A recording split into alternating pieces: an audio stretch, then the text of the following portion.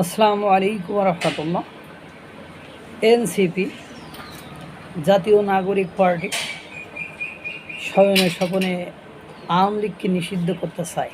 কেন করতে চায় তার আরও একটা প্রমাণ আপনাদের সামনে আজকে আমি হাজির করব। ইতিমধ্যে আপনারা জানেন যত স্থানে আইনজীবী সমিতি নির্বাচন হয়েছে সর্বত্রই আওয়ামীপন্থী আইনজীবীদের জয় জয়কার। বিভিন্ন স্থানে অর্থাৎ 15-20 জায়গায় নির্বাচন হয়েছে। সেই নির্বাচনগুলোতে যখন বিএনপি এবং জামাতপন্থীরা পরাজয় বরণ করেছে, নির্বাচনে টিকতে পারে না, তখন দেখলো যে এগুলো জানাজানি হলে তো সাধারণ জনগণ ভাববে যে আওয়ামীপন্থীদের প্রতি মানুষের এখন আস্থা এবং বিশ্বাস আছে। নইলে আইনজীবী সমিতির যত নির্বাচন হচ্ছে সব নির্বাচনে কেন আওয়ামীপন্থীরা জয়লাভ করছে। অবশেষে কি করলেন, চট্টগ্রামে আওয়ামীপন্থী আইনজীবীদের নমিনেশন ফর্মই তুলতে দিল না। সেখানে 21টি পদে বিএনপি জামাত তাদের পদগুলো ভাগ করে নিয়ে একটা ফর্ম তুলছে। আগে থেকে ওরা সিলেক্ট করে একটা করে ফর্ম তুলছে এবং নির্বাচন ছাড়াই বিনা ভোটে তারা বিজয় লাভ করেছে। চট্টগ্রামে এই ঘটনা ঘটেছে। চট্টগ্রাম ছাড়া বাকি যত স্থানেই নির্বাচন হয়েছে সেখানে আওয়ামী লীগের বড় অংশ অর্থাৎ মেজর পার্টি আপনার মেজরিটি অংশই হলো আপনার আওয়ামী লীগরা। এখন ঘটনা হলো এরপর থেকেই আরও জোরালো হয়েছে যে আওয়ামী লীগকে নিষিদ্ধ করতে হবে, আওয়ামী লীগের নিবন্ধন বাতিল করতে হবে, আওয়ামী লীগের দোসর যারা তাদেরকে কোনোভাবে, দালাল যারা তাদেরকে কোনোভাবে নির্বাচনে অংশগ্রহণ করতে দেওয়া যাবে না। ঠিক একই ঘটনা ঘটেছে বাংলাদেশের অভিনয় শিল্পীদের নির্বাচনের ক্ষেত্রে।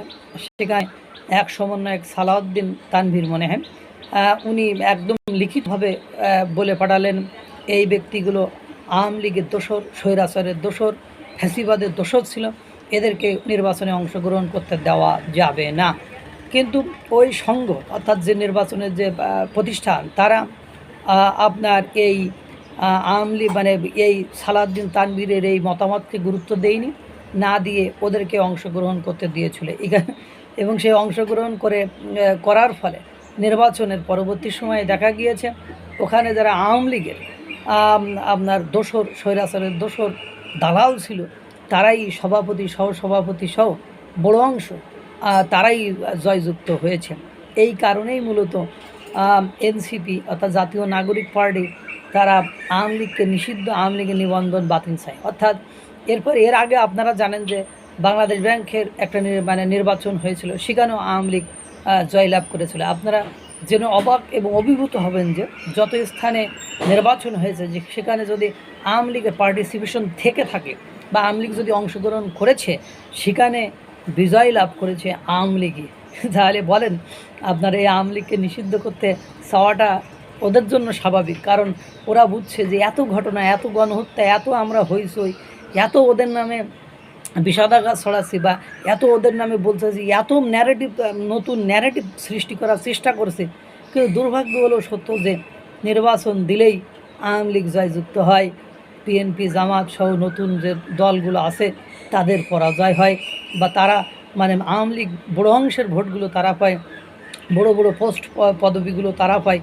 তাহলে জাতীয় নির্বাচনে যদি আওয়ামী লীগ অংশগ্রহণ করে এবং সাধারণ জনগণ বলতে রিক্সাওয়ালা, ভ্যানওয়ালা, টেম্পোওয়ালা, সিএনজিওয়ালা, নর্মাল ব্যবসায়ী, মাঝারি ক্ষুদ্র শিল্প ব্যবসায়ীরা, পোশাক শ্রমিকরা যারা চাকরি হারিয়েছে, কাজ হারিয়েছে, যাদের এখন দিনাতিপাত করা খুব টাফেস্ট হয়ে গিয়েছে, তারা তো একদম আওয়ামী লীগের ভোট দিয়ে দেবে। সুতরাং তখন আমাদের অবস্থা এমনি খারাপ হয়ে যাবে। এই সংখ্যা, এই ভয়, এই ত্রাস থেকেই তারা মূলত আওয়ামী লীগের দল নিবন্ধন ও নিষিদ্ধ বাতিল চায়।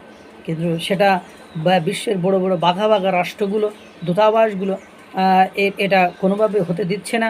যদিও সরকারের বর্তমান উপদেষ্টা সরকারের প্রথম দিকে আপ্রাণ চেষ্টা করেছিল, সেটা আইনিগতভাবে, দলীয়ভাবে বা যে কোনো পলিসিতে চেষ্টা করেছিল, কিন্তু সেটা বিদেশি দূতাবাসগুলো, বিদেশি রাষ্ট্রগুলো, বড় বাঘা রাষ্ট্রগুলো, পাশ্চাত্য রাষ্ট্রগুলো তাদের এই অভিসন্ধি বা তাদের এই মনের আকাঙ্ক্ষাটা পূরণে বড় বাধা হিসেবে দাঁড়িয়েছিল। আল্লাহ তাআলা সকলকে ভালো রাখুক, সুস্থ রাখুক। আসসালামু আলাইকুম রহমতুল্লাহ।